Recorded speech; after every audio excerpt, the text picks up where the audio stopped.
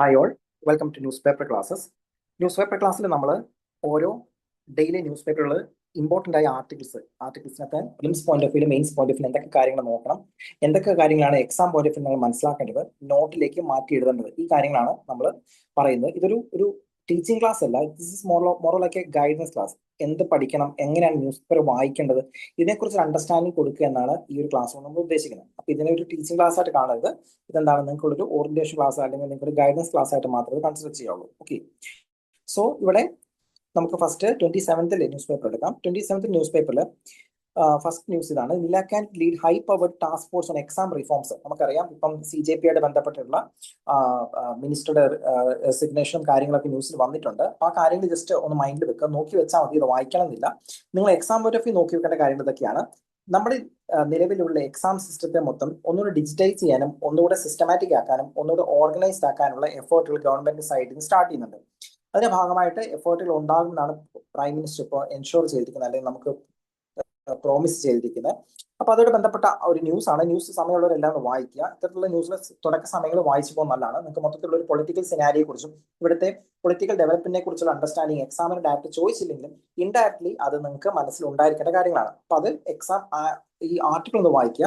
അതോടൊപ്പം prelims exam point of view നോക്കി വെക്കേണ്ട കാര്യം ഇതൊക്കെയാണ്. ഒന്ന്, ഡിജി എക്സാം എന്താ നോക്കി വെക്കുക. അതുപോലെ പബ്ലിക് എക്സാമിനേഷൻ ആക്ട് 2024 ഇതിനെക്കുറിച്ചും ഒന്ന് ഡീറ്റെയിൽ ആയിട്ട് വായിച്ചു വെക്കുക. ഇവിടെ അതുപോലെ central warns Indian seafarers about jobs in volatile Black Sea എന്ന് പറഞ്ഞ ന്യൂസ് ഉണ്ട്. ഈ ന്യൂസ് അത്ര ഇമ്പോർട്ടന്റ് അല്ല. നിങ്ങൾ ജസ്റ്റ് റഷ്യ ഉക്രൈൻ വാറോട് ബന്ധപ്പെട്ടിട്ടുള്ള ടർമോയിലോട് ബന്ധപ്പെട്ടിട്ടുള്ള ഒരു ന്യൂസ് ആണ്. ന്യൂസ് ഫുള്ള് വായിക്കേണ്ടതല്ല. നിങ്ങൾ ജസ്റ്റ് ബ്ലാക്ക് സീ മാപ്പിൽ ഒന്ന് ലൊക്കേറ്റ് ചെയ്യുക. അതോടൊപ്പം തന്നെ ബ്ലാക്ക് സീ ആയിട്ട് ബോർഡർ ഷെയർ ചെയ്യുന്ന കൺട്രീസ് ഏതൊക്കെയാണെന്ന കാര്യങ്ങളും ഒന്ന് നോക്കി വെക്കുക. എപ്പോഴും ജോഗ്രഫിക്കൽ ലൊക്കേഷൻസിനെ കുറിച്ചുള്ള ഒരു വാർത്തകൾ വരുന്ന സമയത്ത് നിങ്ങൾ അത് മാപ്പിൽ ലൊക്കേറ്റ് ചെയ്യാനും അതിന്റെ ബോർഡറിംഗ് കൺട്രീസ്, അതിലൂടെ ഒഴുകുന്ന മേജർ റിവേഴ്സ്, മേജർ ആയിട്ടുള്ള മൗണ്ടെയിൻസ്, അതിൽ ഏത് ടൈപ്പ് മൗണ്ടെയിൻസ് ആണ് വരുന്നത്, ഇനി ഏതെങ്കിലും പ്രത്യേകമായിട്ടുള്ള എന്തെങ്കിലും പർട്ടിക്കുലർ ജിയോഗ്രഫിക്കൽ ഫീച്ചേഴ്സ് ആ ഒരു ലൊക്കേഷനുമായിട്ട് ബന്ധപ്പെട്ടോ അതിന് നെയ്ബറിംഗ് കൺട്രീസിലുണ്ടെങ്കിൽ ഈ കാര്യങ്ങളൊക്കെയാണ് നിങ്ങൾ എക്സാം പോയിന്റ് ഓഫ് വ്യൂ നോക്കി വെക്കേണ്ടത്. Okay, previous question paper analyse ചെയ്യുമ്പോൾ നമുക്ക് മനസ്സിലാവുന്ന കാര്യങ്ങളാണ്. ഇത്തരത്തിലൊക്കെയാണ് ജോഗ്രഫിക്കലി ഉള്ള കാര്യങ്ങളെ കുറിച്ച് അല്ലെങ്കിൽ ന്യൂസിൽ സ്ഥിരമായിട്ട് വരുന്ന ലൊക്കേഷൻസ് സംബന്ധിച്ച് UPSC exam point of view ചോദിക്കുന്നത്. Okay, moving on.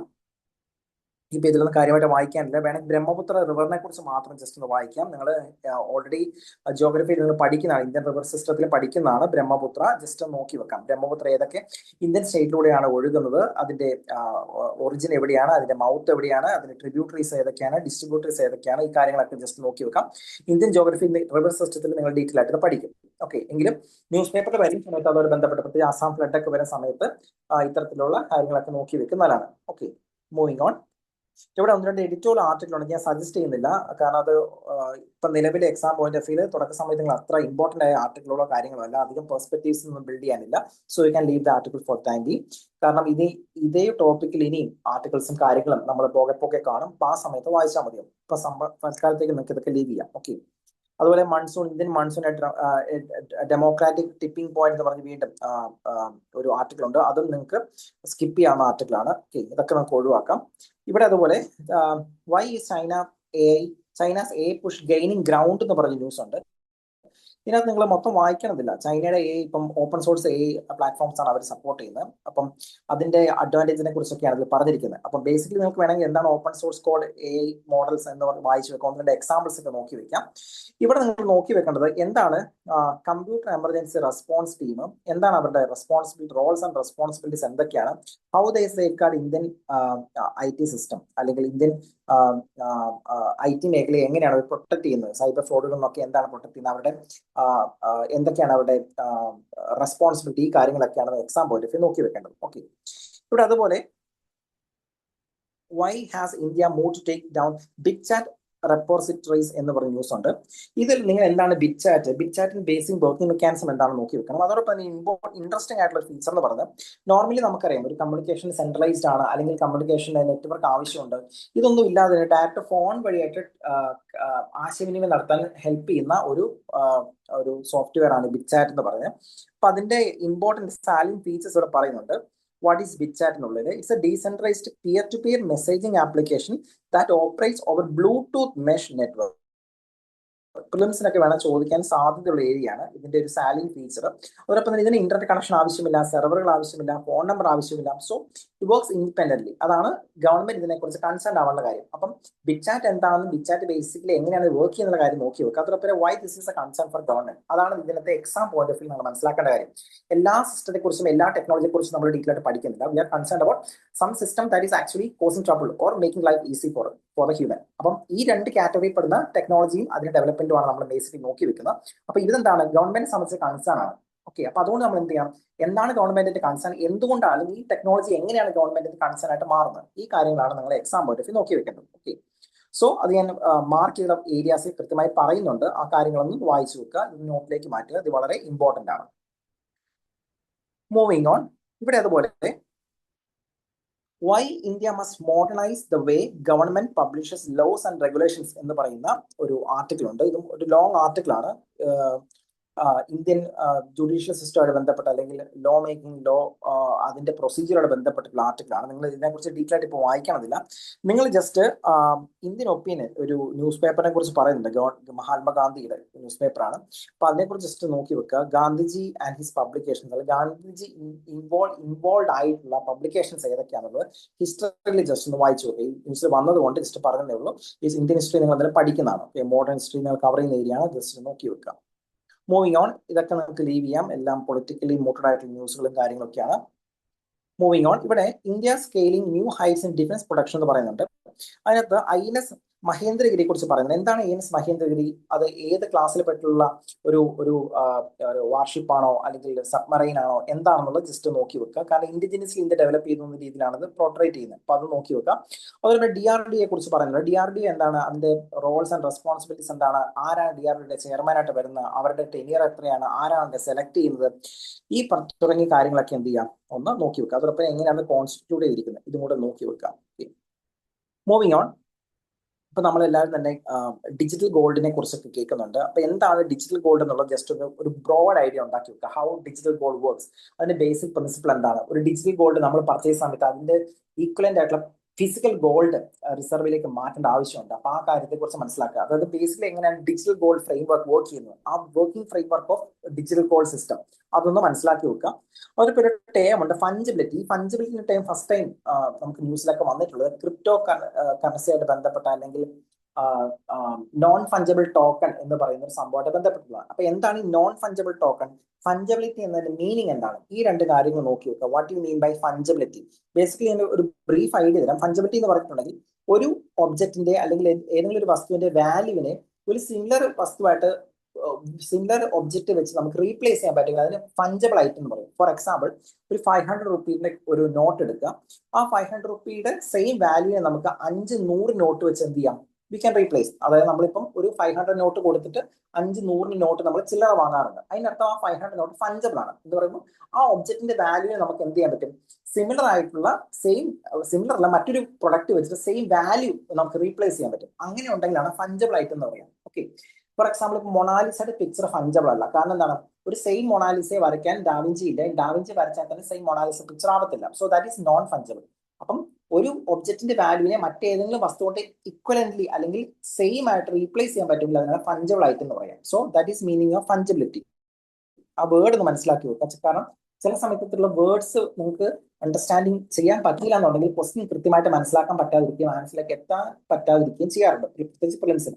സോ പ്രിലിംസിന് മെയിൻസിന്. അപ്പം ഫഞ്ചബിലിറ്റി എന്ന വേർഡിന്റെ മീനിങ് നിങ്ങൾ എന്ത് ചെയ്യാം, ജസ്റ്റ് ഒന്ന് അണ്ടർസ്റ്റാൻഡ് ചെയ്യാം. മൂവിങ് ഓൺ, ഇന്നത്തെ ഈ ന്യൂസ് പേപ്പറിൽ എനിക്ക് കാര്യമായിട്ടൊന്നുമില്ല, സ്പോർട്സ് പേജ് മാത്രമേ ഉള്ളൂ. നമുക്ക് 28th ന്യൂസ് പേപ്പറോടെ കവർ ചെയ്യാം. ഓക്കെ,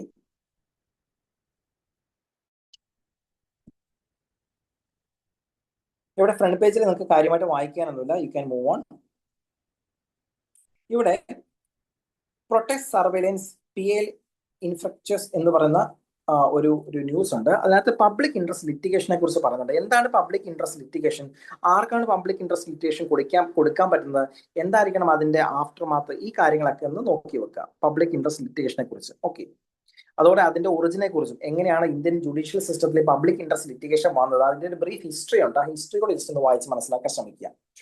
അതുപോലെ നാഷണൽ ഡാം സേഫ്റ്റി അതോറിറ്റിയെ കുറിച്ച് പറഞ്ഞിട്ട് ഈ ന്യൂസ് നിങ്ങൾ ജസ്റ്റ് ഒന്ന് വേണം വായിച്ചു വെച്ചേക്ക്. മുല്ലപ്പെരിയാർ ഡാമുമായിട്ട് ബന്ധപ്പെട്ടിട്ടുള്ള നാഷണൽ ഡാം സേഫ്റ്റി അതോറിറ്റി എന്താണ്? നാഷണൽ ഡാം സേഫ്റ്റി അതോറിറ്റി ആരാണ് കോൺസ്റ്റിറ്റ്യൂട്ട് ചെയ്യുന്നത്, ആരാണ് ഹെഡ് ചെയ്യുന്നത്, ഈ കാര്യങ്ങളൊക്കെ നോക്കി വെക്കുക.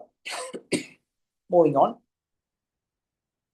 8 ആർട്ടിക്കിൾ ഞാൻ സ്കിപ്പ് ചെയ്യാണ്, കാര്യമായിട്ടൊന്നും വായിക്കാനില്ല. ഇവിടെ to fix unemployment fix the economy first എന്ന് പറഞ്ഞൊരു ആർട്ടിക്കിൾ ഉണ്ട്.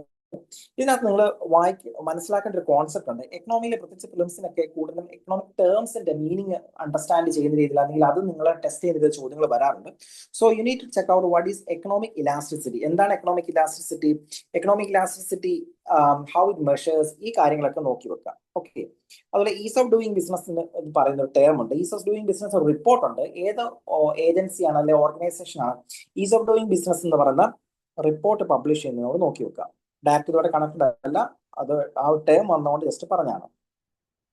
ഇവിടെ അതുപോലെ what is India's policy on urea production എന്ന് പറഞ്ഞൊരു ആർട്ടിക്കിൾ ഉണ്ട്. ഇതൊന്ന് വായിച്ചു വെക്കുക. അതിനോടൊപ്പം തന്നെ എന്താണ് ഈ സബ്സിഡി, എന്തിനൊക്കെയാണ് ഗവൺമെന്റ് നോർമലി സബ്സിഡി കൊടുക്കുന്നത്, അതിന്റെ ക്രൈറ്റീരിയസ് എന്തൊക്കെയാണ്, ആരാണ് സബ്സിഡി ഡിസൈഡ് ചെയ്യുന്നത്, എത്ര ശതമാനം സബ്സിഡി വേണമെന്ന് ആരാണ് ഡിസൈഡ് ചെയ്യുന്നത്, ഈ കാര്യങ്ങളെ കുറിച്ച് നോക്കി വെക്കുക. അതോടൊപ്പം യൂറിയയെ കുറിച്ചും യൂറിയ ഇൻഡസ്ട്രിയൽ ആപ്ലിക്കേഷനെ കുറിച്ചും അഗ്രികൾച്ചർ ആപ്ലിക്കേഷനെ കുറിച്ച് നോക്കി വെക്കുക. യൂറിയ പ്രൊഡക്ഷനെ കുറിച്ചും യൂറിയ പ്രൊഡക്ഷനെ ബന്ധപ്പെട്ടുള്ള കൺസേൺസിനെ കുറിച്ച് നോക്കി വെക്കാം. അല്ലെങ്കിൽ കൂടുതലായി യൂറിയ ഉപയോഗിക്കുന്ന കൺസേൺസ് എന്തൊക്കെയാണ്, ഈ കാര്യങ്ങൾ ബ്രോഡായിട്ട് വായിക്കുന്നതാണ്. കുറെ വർഷങ്ങളായിട്ട് ഇന്ത്യൻ അഗ്രികൾച്ചർ സെക്ടറിൽ ഉയർന്നു കേൾക്കുന്ന ഒരു പേരാണ് യൂറിയയുടെ യൂസേജ്, ഇതുമായിട്ട് ബന്ധപ്പെട്ടുള്ള കൺസേൺസ് ഒക്കെ. അപ്പൊ അതൊന്ന് നോക്കി വെക്കാം.